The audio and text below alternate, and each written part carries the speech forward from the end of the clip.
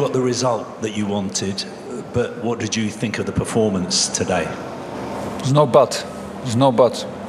We had a difficult game. Everyone who watched this close from the sidelines saw the physicality of the game. We saw a team that didn't allow any chances in the first two matches. They conceded in 95th minute from a counter-attack against Ghana. They conceded from a half chance against Croatia from 2 shots on target. We managed to score 2 and create half chances, and later in the match more chances. We knew that it's physical. We knew that it's difficult to control the counter-attacks. We knew that they play from the role of an underdog.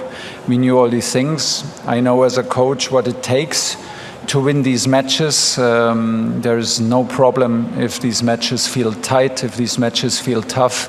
It will help us in the next match. And this is where I am at the moment. Hi, Thomas. Major tournaments are often about the big players and the... Say again, please. Major tournaments are often about the big players and the big personalities. Yeah. Jude Bellingham today, Harry Kane today, both producing. Can you speak a little bit about their performances and their impact at the tournament so far, please? Yeah, huge impact, of course, especially in the second half. Huge impact. That's what we need. That's what we want. That's why we pick them, and they make us dangerous. They make us a top team, and that's why our expectations are high. That's what it is. Shall we go there? Yeah, that's what it is. Frida Fogelund, Aftonbladet Sweden. I was just wondering, there's been some discussions about the pitch in this stadium. I was just wondering what your impressions were of the surface. Here in the stadium, It's a very fast pitch, very short, and almost feels a bit like AstroTurf. It's very short and a bit uneven, because you see still the different layers of the grass and not fully even. So it's quite active, it's quite bouncy, it's quite, it's fast, it's good playable, but it was very different, for example, to the pitch in Boston, where we had very long grass and was much slower. But this one was very hard, like I said, and very fast, but was good playable, and no one complained. Matt. Hi, Thomas. Do you know yet what Jarell Quansah's injury was? No. And do you... Classic ankle twist. Right. And he's in pain. He said he had it before and it was a matter of days. He hopes that it stays like this, but at the moment it's just too painful. So he has his leg up high and compression and ice. Do you have any worries about the right-back position moving forward? Naturally, of course. We have another injury on the position. We will do everything. It will be a tight race for Reece James. It will be now a very tight race for Jarell Quansah. So I'm worried about these two, but in general, then it's our job to find solutions, and we will find solutions in 4 days. Okay, next. Thomas Ron Blum from AP. With the atmosphere and the supporters, the banners, the rain, did it feel a bit like Wembley in a home game for you? Yeah, it felt brilliant. Amazing support, crazy white wall behind the goal. Perfect weather to play football for us. Warm rain. It was amazing to see the fans and to hear the fans in the end of the match, connected with the players. It's just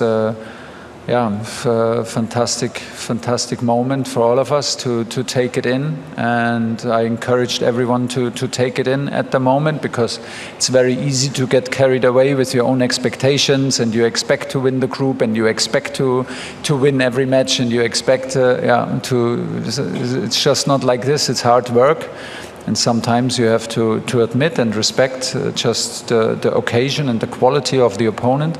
So this evening is for sure to take in the energy and take in the atmosphere.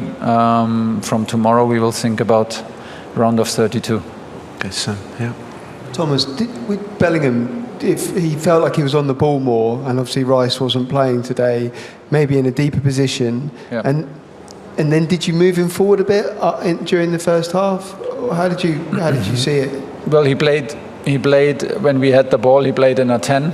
We played with 6 players in the last line. We put Nico O'Reilly also in the last line because we knew that they defend with 5, so we put just 6 players. We wanted to have 6 players in the last line. We were not always we could have been more disciplined, more aggressive in these positions in the first half, and then in the second half I think the goal comes from that. And he played against the ball as a central midfielder, against their 2 central midfielder, so it was more man orientation. That was basically it, and when we had the ball he played as a 10. Good evening, Coach. You started against Croatia with a very strong game, very overall strong performance. Right now, the last 2 games, I don't know. It feels like there's a break between the first game and those 2. Do you have any explanation what happened between them, or is it just like an overall development behind it? The football becomes just so complicated with the appearance of an opponent. That's just what it is. And just completely new opponents. The first game was a more open game, was a more attacking game, a more technical opponent, a more opponent with more ball possession. The second and third opponent were so physical in the duels, very happy to be in deep blocks, happy to play straight through the middle counter-attacks, happy to commit on the sides with 3-4 players to defend the side. So it takes a lot to attack against these teams and this kind of approach. It's good that we had it, because it teaches us lessons, it teaches us to stay committed, to stay disciplined, to not lose belief, and to keep on knocking and to trust the process within the match, which we did. I know that it's sometimes less spectacular, it's sometimes less spectacular to see. We know what it takes, so I know about the effort and the commitment from the team. This is what we bring. This is, I think, also what the fans, especially in the stadium, feel at the moment. And this is from where we build. It is just like the game plays out as it plays out, and you have to find answers then. And we found a way to win, which is in the end the most important. Tom. Hi, Thomas. After the game, Harry said that Jude is got the bit between his teeth ever since he came to Florida. Yeah. Obviously, during the season, there were times when we weren't even sure if he was going to start for you when you were playing Morgan Rogers. Do you feel the way you've managed him and kept him sort of almost guessing whether he'd play or not has brought the best out of Jude? I don't know. I have to ask Jude. He is just in a like I said in the beginning, I think he's in a sweet spot after his injury. He's just happy to play again. He feels free, and he can just put out these kind of also intensities in a short period of time now. That's why we also take care of him at the moment after 67 minutes.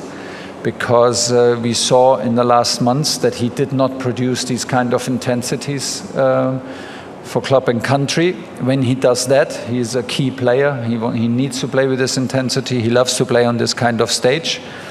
We try to support him, help him to be the best version of himself. We will also push Morgan to fight for his place. We will need anybody because they're versatile. They can play with each other, and they are a threat to any opponent. So it's good that we have him in this kind of spirits.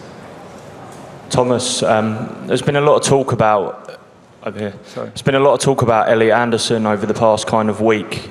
Suggestion that maybe he was carrying a little bit of a muscular problem as well. What did you make of his performance amid this kind of headlines and pressure? And also, would you prefer him to sort his future before the round of 32 game? I think there's a very high chance that the thing is sorted before the round of 32. It's very impressive, I have to say, the way he plays and the way he trains and the way he carries himself. I mean, he's still young and he's still quite new to our national team, and he just plays like he owns the place, and he's always there. So I think he grew into the tournament after a bit of a difficult start against Croatia, but he gets better and better and is it's good to have him. There were no concerns. He gave green light, medical gave green light, and he is without any injury concern at the moment. ¿Qué tal? Muy buenas tardes. Rodrigo Ornelas para TV Azteca en México. Mi pregunta es en español. Si nos puede comentar sus apuntes generales de esta fase de grupos y también... Excuse me, wait a second. One second. Do I need to push play? No. Yeah, take yours. Is yours working? Sure. Could you please repeat your question? Sí. Rodrigo Ornelas de TV Azteca en México. Sus apuntes generales en esta fase de grupos y lo más relevante para nosotros en México es que podría haber un cruce en el cual se enfrenten a México en el Estadio Azteca en octavos de final. ¿Qué piensa de esa posibilidad? Aún falta un partido, pero bueno, existe la posibilidad. ¿Qué piensa al respecto? Muchas gracias. It's possible, but there's a match before, no? And there's only one match that we can focus on. This is the next match. If we get carried away and start talking and thinking about possible round of 16s, we will just get punished. We have a difficult match coming up in 4 days. I understand your question and would love to talk about it, but no, we need to stay focused. There's only one match in 4 days. It's not Mexico. It's not in Mexico. It's in Atlanta, and we need to be ready for that. Good afternoon, Coach Radek Sedlmajer, Czech Republic.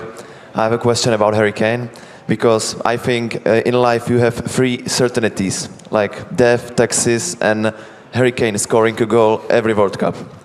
So my question is, he today broke another World Cup record. He is the best scorer for England. Yeah.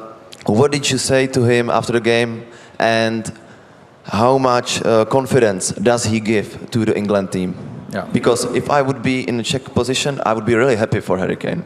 Thank you so much. Everyone is very happy for Harry, because he's a fantastic teammate, and that makes it very special. So he's loved by everyone, respected by everyone, and that makes it very special.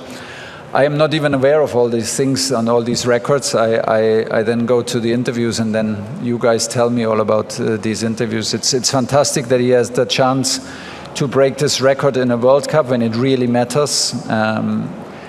Harry is in an amazing state of mind, physically as well. So he is hungry to go all the way this World Cup, and he's not satisfied, which shows